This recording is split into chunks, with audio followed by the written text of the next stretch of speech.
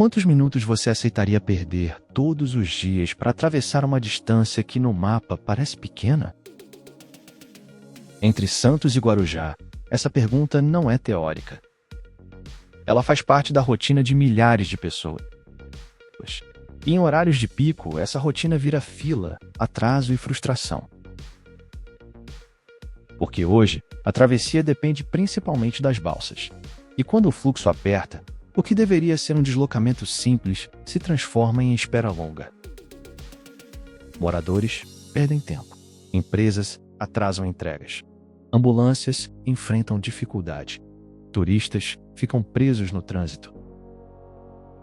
Ao mesmo tempo, bem ao lado, funciona o maior porto da América Latina. E isso muda tudo. Ali circulam milhões de toneladas de cargas todos os anos. Grãos, contêineres, veículos, combustíveis, produtos industrializados. É uma engrenagem gigantesca, vital para exportações e importações brasileiras. Então o desafio é brutal. Como melhorar a mobilidade entre as duas cidades sem atrapalhar o funcionamento do porto?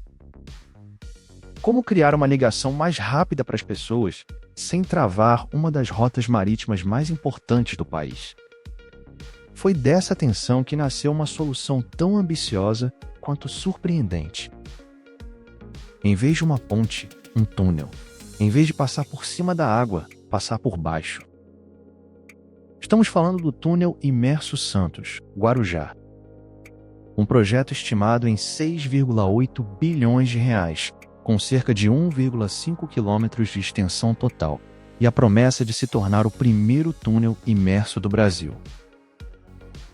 E aqui está o ponto mais interessante. Ele não será simplesmente escavado como um túnel comum. Ele será montado.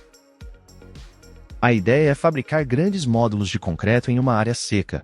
Cada seção terá dezenas de metros de comprimento e pesará milhares de toneladas. Depois, esses blocos serão transportados até o canal de navegação, enquanto máquinas preparam no fundo uma grande trincheira. Quando tudo estiver pronto, cada módulo será afundado com precisão impressionante. Um pequeno erro pode comprometer toda a estrutura.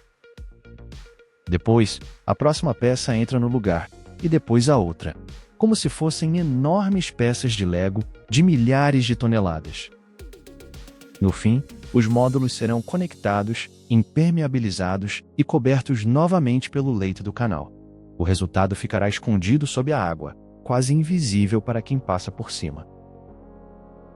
Mas por que esse caminho, e não uma ponte? A resposta está exatamente no que acontece acima da futura obra. O Porto de Santos recebe embarcações gigantescas todos os dias.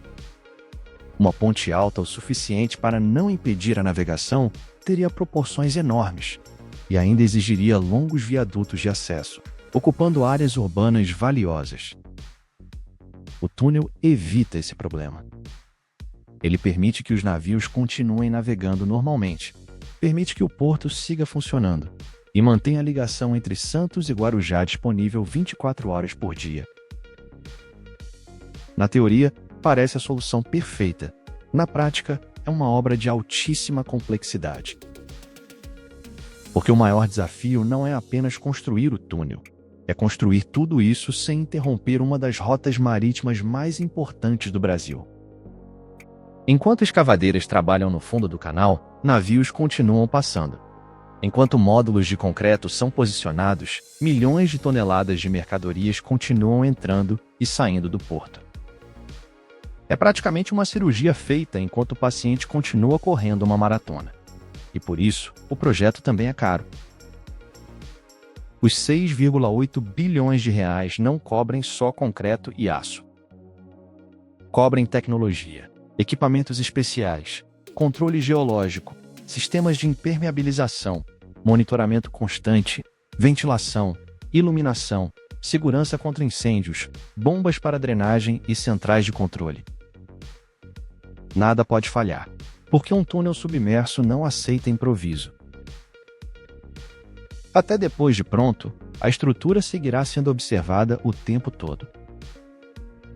Temperatura, movimentação, pressão, vazamentos. Tudo precisará ser acompanhado em tempo real, para garantir segurança e funcionamento contínuo. E se isso soa grandioso, é porque realmente é. Mas toda grande obra também levanta dúvidas. Nem todo mundo enxerga o projeto apenas como solução. Há quem aponte riscos para futuras expansões portuárias.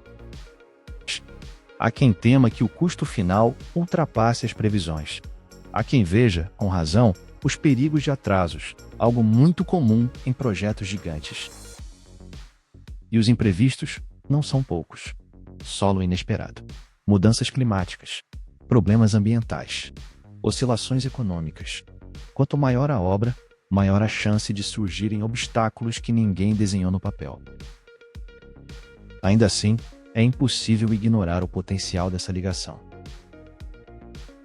Se tudo funcionar como planejado, a travessia ficará muito mais rápida. A rotina de quem vive na região será oblek, como diriam em outro idioma. Mas aqui a palavra certa é simples, mais fácil, menos espera, menos desgaste, mais previsibilidade. Para as empresas, a mudança também pode ser enorme. Um fluxo mais eficiente de pessoas e cargas significa mais competitividade, significa logística mais organizada, significa menos tempo perdido em um ponto que hoje trava a região inteira. E os impactos não param aí. Uma ligação mais direta entre Santos e Guarujá pode estimular novos investimentos. Pode fortalecer o turismo, pode favorecer a integração urbana da Baixada Santista. Pode ajudar a reorganizar a vida econômica de uma área que depende ao mesmo tempo do mar, da cidade e do porto. No fundo, o túnel não é apenas uma passagem, é uma resposta. Uma resposta para um problema que existe há décadas.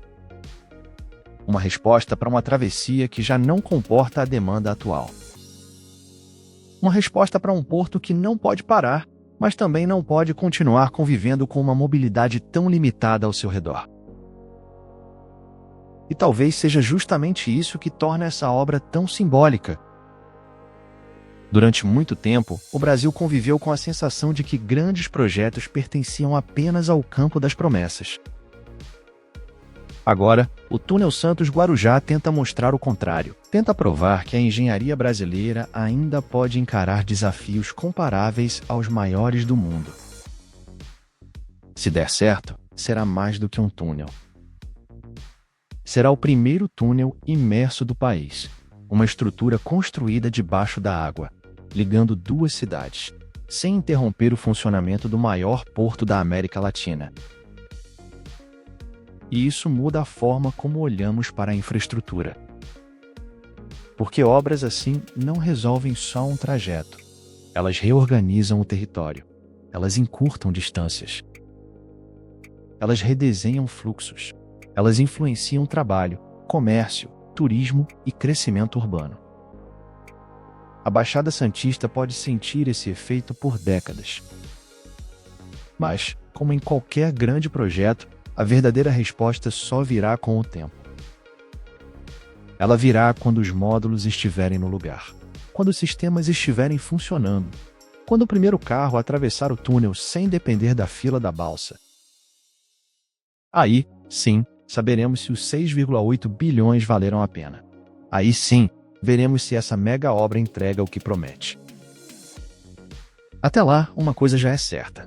O Túnel Santos-Guarujá entrou para a história antes mesmo de ficar pronto. E pode marcar o começo de uma nova fase para a engenharia e para a mobilidade no Brasil. Se você gosta de entender as maiores obras e a engenharia por trás delas, inscreva-se no Arquicurioso.